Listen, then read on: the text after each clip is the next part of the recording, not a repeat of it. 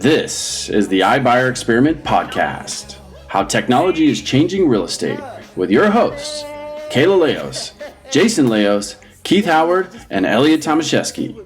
Please consider subscribing so you're notified when we launch a new podcast. Let's go. Hey guys, welcome to the Zoodealio podcast, the iBuyer Experiments. What's going on? Hey, we're here today with Elliot Tomaszewski, Keith Howard, and Jason Leos. Let's take it away, guys. Lots going on in the real estate community. I know that Keith has some cool topics he wanted to just kind of dive in and decompress here. So what's up, Keith? What you got for us? Yeah, well, there's just, as we keep progressing in 2020, there's just so many unique topics that's coming up. I think there's a lot of, I don't want to say misinformation, but to me, there's a little bit of a misinformation. So I'll just dive right into it. For instance, I'll pull up an article that was just done on, or posted by May 28th by azcentral.com. And there is a professor at ASU that has projected that our second quarter sales are going to be 50% below last year. And I just found that I was pretty taken back by that. So if you look at sales, let's just say May or June of last year, there was just a little over 9,400 closed. But today we have a hair over 10,300 listings and a little over 14,000 pending. So what would you guys say that a decent rule of thumb is? About 25% of those are going to drop off between now and the end of the month? Inventory is low as it is. Yeah, a little over, let's say 3,600. So that's still almost 11,000 closings. So they're saying that we should be 50% less. So we should only have about 4,500 closings in the month of June. And it looks like we're going to have more than double that. So I don't know where this information is coming from, or maybe we've just had such an explosion in the last 3 weeks to 30 days that nobody projected we were just going to be this strong. So I just wanted to share that our market is not 50% of what it was last year based on current MLS data, market of the moment right now. Our market literally is almost as strong as it's ever been with a super scarcity of inventory. So it's super exciting to be an agent here in the Phoenix metro area right now. Who was that? Who came up with that? His name is, I slaughter the last name. He is a professor at ASU. I guess he's been in the commercial real estate business for like 34 years. And his projection? Mark Stapp, real estate expert and director of master real estate development at ASU's Carey School of Business. Well, and I think one of the other things that we're looking at right now too is you got to remember buyers are always responsive to the market and what's available. So even with those projections, everything's are going to be different. It's all about supply and demand, general economics, and they overcome more issues in a property. They'll swallow that jagged pill a little bit more if they don't want to go back into the rat race. And especially if they're not a cash buyer, they're underneath 350,000, they're having to pay over list.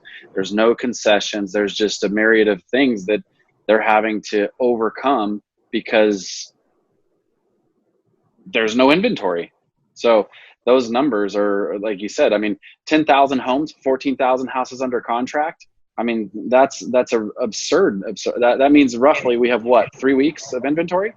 Yeah, it's usually opposite. I know. That's crazy. So I just thought that was really good data to share that, what's going on right now here locally. Hey, it's all doom and gloom though, Fake Run, news. hide for the hills. Yeah. Hide for the hills. Make sure you wear a mask everywhere you go. Just kidding. Well, the interesting thing is that buyers still want to buy, sellers still need to sell. And even though we still are in the middle of this COVID pandemic, real estate activity here in Arizona was #1 in the U.S. during the entire pandemic. And I think that, these these people, these very smart people that sit back and try and estimate what the impact will be on the housing market.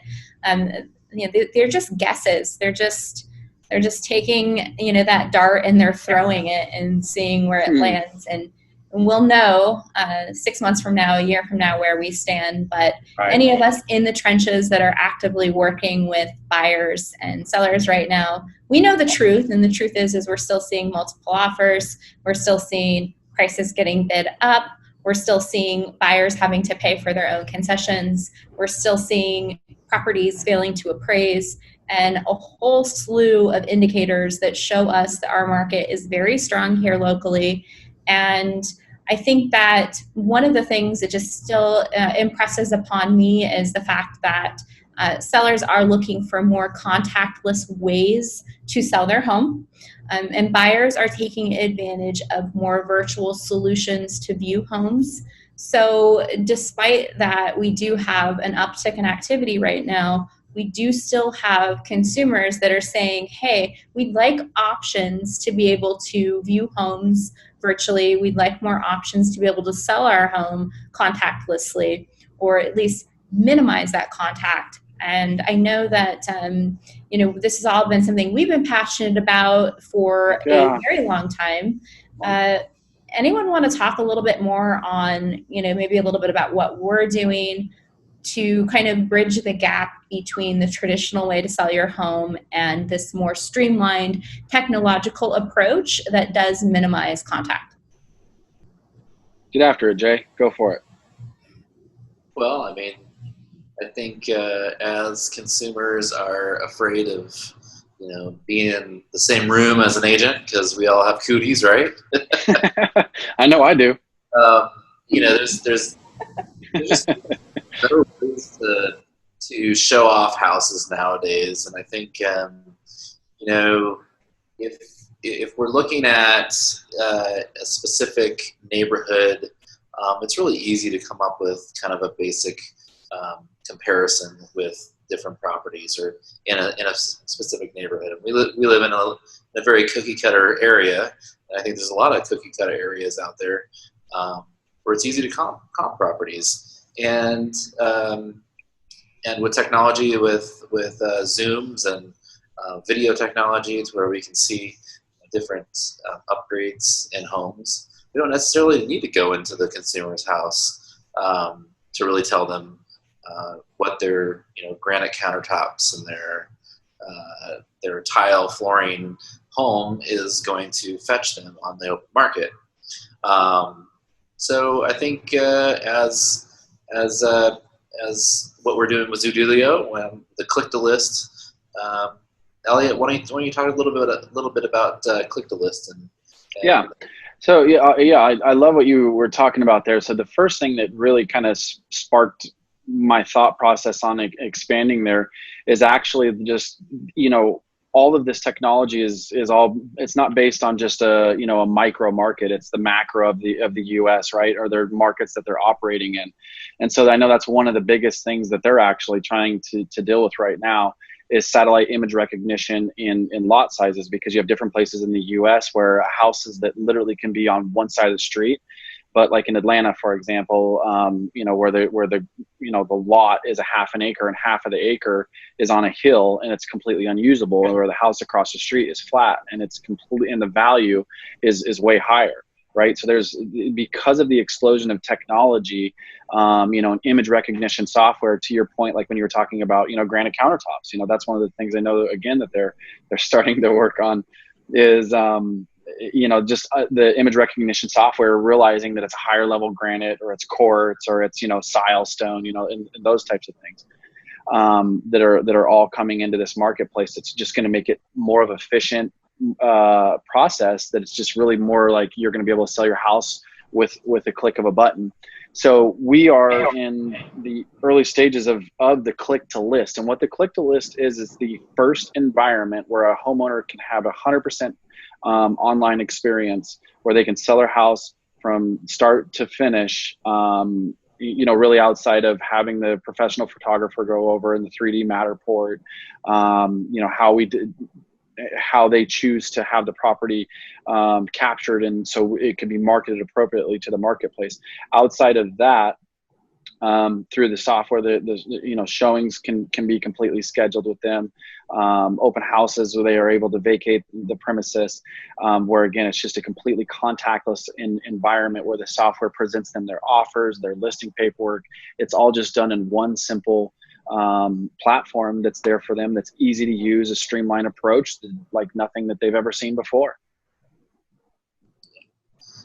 Very cool. I'm so excited about the click to list because I think it's something that people are going to love.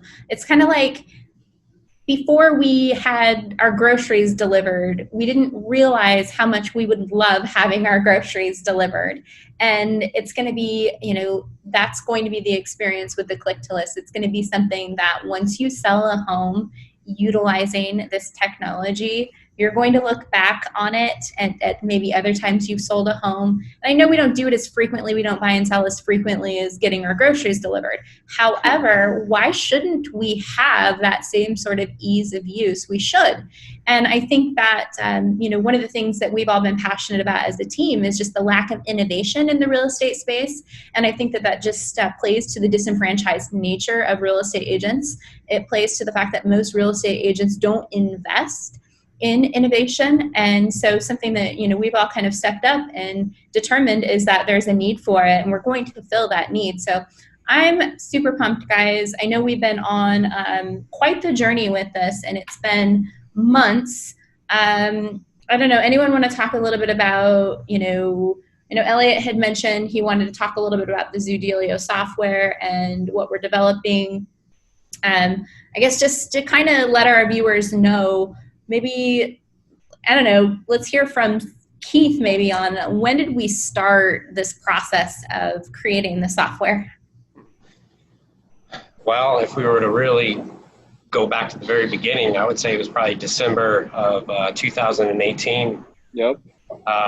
We came up with ideas of how to, transition technology into the market at a level that the consumer would want and connect with, because of the iBuyer models being pushed so hard here. And as we kept going through trial and error, through software, through particular programs that we were getting offering until this point, we've been able to get feedback from consumers. And to feed off of that, there's a couple statistics I'd like to share, which is, I think a lot of people kind of know because of, one, progressing into the future with technology, and two, because of COVID. I mean, that's literally changed life so dramatically, more than anything that I've seen in my lifetime, and I'm only 33 years old, and it's so dramatic. However, with that being said, virtual home tours over the last few months through technology have just made a massive jump. Insane. And has made the transaction easier and faster because, like Elliot was saying, through the click to list, having, good photos and a 3D Matterport, people don't have to go to the house if they don't want. We actually just had a showing on one of our Opbana listings in Phoenix. The wife saw it this weekend, and the wife is flying back today, and she's going to show the husband our 3D Matterport, and then she, the agent was confident enough to, that's going to determine if they're going to want to move forward or not. The husband doesn't even need to fly down here to see it. That's just one example of many that I could share. And then I thought this was pretty cool. Another wave, another trend that's always good to look at is new builds. Taylor Morrison said that 20% of all builder sales in April was done via technology, and not one person met that new build agent from start to finish. That's pretty That's huge. insane. That's insane. That's what the click to list is going to be able to offer people. A seamless online, Zoom, but you don't have to meet face to face anymore. And I think that we're just going to continue to see that trend moving on.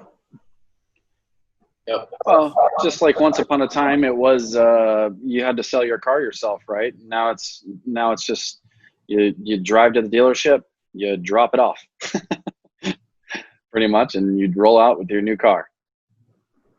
Yeah. Well, that kind of brings up another software selling point that I think is going to be really cool is the Tradein. So, Elliot, you want to just give a kind of 30,000 foot perspective on 30 foot? Will do. So this is, again, I mean, marketplace and a product. I remember it's been probably a year ago where you gave me that simple little nugget and I latched onto it and I refused to let it go, just, about the marketplace versus product. And, a product is what the consumer has, however, the value is, the marketplace. And so from the market perspective, this is something that the consumer, so again, the majority of our audience is going to be agents based.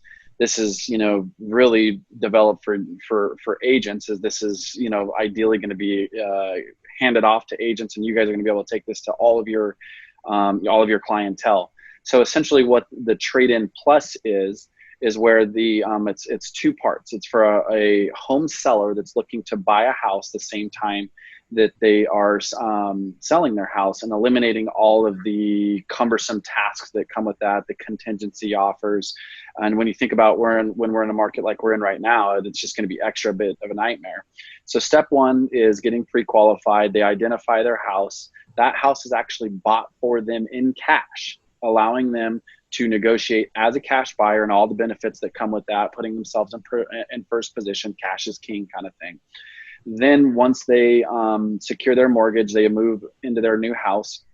They list their old house for sale, or excuse me, we buy their house from them at basically at a market value, and then there's a risk assessment fee that's charged to them. We resell that house, and if we end up selling that house for more than we purchased it for, in most cases, that market risk fees, which is what security instrument is, that's actually returned to the homeowner. So a never seen before product. I mean, it's literally being able to capture the best of both worlds with no downside. Yeah, and also the contactless selling too. You don't have to show your home, open up your home to possible people that are infected by COVID. Well, and to your point, Jay, how about, Kayla, tell us, you've been in the game, well, you and Jay have been in the game the longest out of all of us. I mean, I'm sure there's countless stories that you could share of your seller calling you up, yelling at you because they got, a buyer that knocked on their door, right? And, or they walked in. Yeah, absolutely. I think when you look at selling a home, you want to maximize your profit, right? You always do. Yeah. Or I guess if you're losing money, you want to minimize that. Maximize or minimize, whichever angle you're looking at it on. Fortunately, in the market that we've been in, we have enjoyed appreciating values. And so many times the person that's selling has equity in their home, and they want to maximize their return on investment. However, we also want to minimize the lifestyle disruption that selling a home is. And I think that in this day and age, we have really we've voted with our consumer spending, we've voted with our consumer habits, and we are choosing options that minimize inconveniences. And so selling your home and doing it as contactless as possible, while maintaining all of the benefits of maximizing your return on investment, it is a no-brainer. And one of the things that we're all very passionate about is empowering the real estate consumer to stay front and center in the real estate transaction. And there are many, many companies out there right now that are looking to take the real estate agent out of the transaction. And so I think that with our software, real estate agents can maintain their relevancy in the transaction. And, let's face it, having a real estate professional on your side is going to give you all of the fiduciary obligations. You are going to definitely do well in that transaction. So Jason, I think you probably have some words to say on that, because I know you're really passionate about keeping the real estate agent in the transaction. Yeah, absolutely. I mean, it's the best of both worlds, really. It creates the one-on-one relationship with the agent and the consumer, and it also allows the consumer to basically have a very seamless transaction sales transaction, and they get the upside of whatever the true profit is of the home when it's sold on the open market.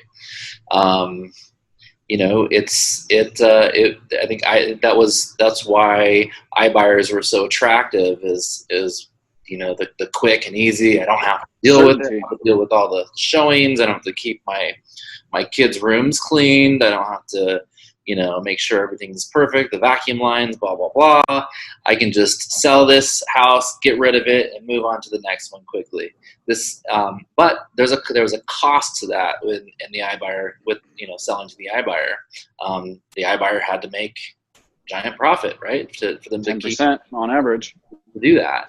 To where this gives the opportunity for the consumer to keep that equity that they've earned and keep it in their pocket, with being able to sell quickly as well. So let's talk about one awesome feature within the software, especially like should said agent, their client want to use the Tradein Plus. What was something that we had to focus on so much, for the investors, us, people at hand that are going to basically handing over, agents access to a trade-in type environment, lots and lots of money to be able to pull these types of things off. I'm getting at like the valuation of, what the software does as far as, data, the valuation models, those types of things. Let's talk about that, because I think that's such a cool feature that we had built in. So the software will provide an automated valuation model indicating what the home is likely going to sell for. That way we can give the highest possible offer with the lowest possible risk assessment fee. Yeah. And accomplishing that was no easy task. And quite frankly, when you're going out and you're leveraging different data points, it's quite expensive and quite cumbersome. But that's definitely something that's taken months to refine and incorporate. And so we're pretty excited about that feature and that functionality within the software. Is there anything else you want to add to that, guys? The only thing I want to add to that is, I think just from an agent perspective, right? I mean, that's one of the things for those savvy, good agents out there, it kind of makes you nervous to play with other people's money. Well, that's what we had to develop in this particular circumstances. The software is going to be able to give you that backbone piece. And then of course there is going to be a site inspection done. So that's another thing, as we expand into every single market, that's going to be one of the things that we have to connect, as we expand this, throughout the country, is we're going to have to put an boots on the ground team that's going to be able to, go do the inspections on the property, making sure that the property's in the condition, or verifying condition, right? So that's just kind of the ace in the hole as far as a security of the valuation piece. Yeah. I'd like to just take a step back on something that Kayla brought up when we were talking about our particular software and what we're developing. Is you had mentioned that there are companies in the space that potentially want, at the end of the day, they don't want the agent, but they've chosen to kind of work with the agent. Meaning, the huge institutional buyers. I don't need to name them all off. We all know who they are at this point. However, what I think is super interesting because of COVID, one, that, money was turned off and they weren't buying for a while. They're barely starting to open, their floodgates back open again, if you will. But several of them are only working directly with the consumer. They're still not working with agents. And, once they start working with agents again, we don't even really know what that new evaluation model looks like. But, I don't want to be passive anymore like I personally have been. I'm just going to call it out like it is. So specifically, like OfferPad, I thought this was super interesting. And in my personal perspective, I could be wrong. Maybe they're seeing something that I don't. I think OfferPad, they clearly have an identity issue because the most recent article that come out, OfferPad is moving beyond direct purchasing and now can help sellers list their home publicly on the open market. Okay. Well, that kind of goes against the iBuyer model. And it's like, okay, well, is the iBuyer model not going to work at the level that you thought it wasn't anymore because some of the money was shut down?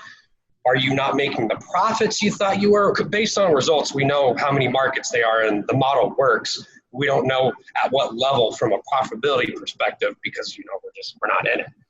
That being said, we have some people, from Open Door that we've talked with that they tried that model 3, 4, 5 years ago. It's been a while that somebody would submit the property. They had a completely different team within their Open Door system that they would go talk to people and say, here's your cash offer, or we can list the property on the open market for you. And then they ended up determining they completely stopped that program because what we were told specifically verbatim, we were competing with ourselves and it actually was causing confusion to the consumer. Well, I came to you to get a cash offer. Now you want to list my house? We battle that with agents. When you're calling people, oh, you can bring me a cash offer, but don't talk to me about listing my house. So I just find it very intriguing and interesting that OfferPad now wants to pivot to listing the property. And guess who that boots out? The agent. So that's why Zoodealio is ridiculously amazing. And we're super excited because we are going to empower the agent to literally have access to potentially the same type of capital and money and more programs and better programs all in one place in the iBuyer. And right now we're able to take the power back. That's what we're doing. So I just thought that was interesting that some of these iBuyers are completely switching their models. It doesn't make any sense to me, but like I said, I could be missing something. Power to the agent. There was an interesting article in Inman, and the title was "The Line Between iBuyer and Brokerage is Blurring." Ooh. So what that's telling me is that the iBuyer market, they are now starting to go, hey, let's start listing properties for homeowners on the open market. And I think really what it comes down to is this. The open market is always the best. It's always going to fetch you the most amount of money. It's, when you put it through an investor's home or in an investor's hands, there's always a profit to be made, and that's taken out of the consumer's hands. So the open market, it's always going to win. And I think with our Tradein Plus program, there is a risk assessment fee there, but they get the upside. Right. Whatever comes back to whatever that we make more on the open market, it goes back into the consumer's hands at that point. So it's a win-win for the consumer, and that's what Zoodealio is all about. Love it. We got about 5 minutes. Okay. Well, I love the passion, Keith. I know that when we came together in December of 2018 and said, here is a problem that needs to be solved, and we really tackled this and, took some roads that very few people would travel down. And I know it's because we have a passion for seeing the industry elevated and really helping people, meeting them where they're at, and solving their home selling and home buying needs. And so I know, Elliot, you probably have some parting words for us. Why don't you wrap up our podcast for today? Cool. Yeah, I think the last thing I guess I really want people to know is, again, like you said, this has been a passion of labor. We have honestly when you take the amount of experience that the four of us have, it's obviously substantial. We all know that. But yeah, my biggest thing, I guess, would be just for the agents. This is power to the agents, in finding a consumer. Like you said, this is without a doubt a huge problem that we're solving.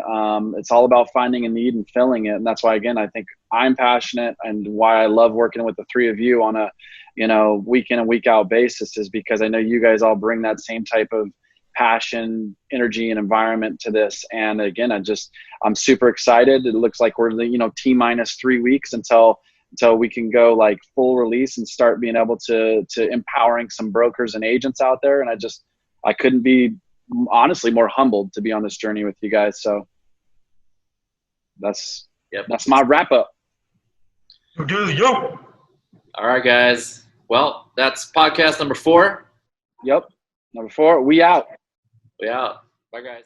We truly appreciate you taking the time to be with us here today on the iBuyer Experiment podcast. Please remember to like and subscribe so that you're notified when we launch new podcasts. We'll catch you on the next one. Show you the money.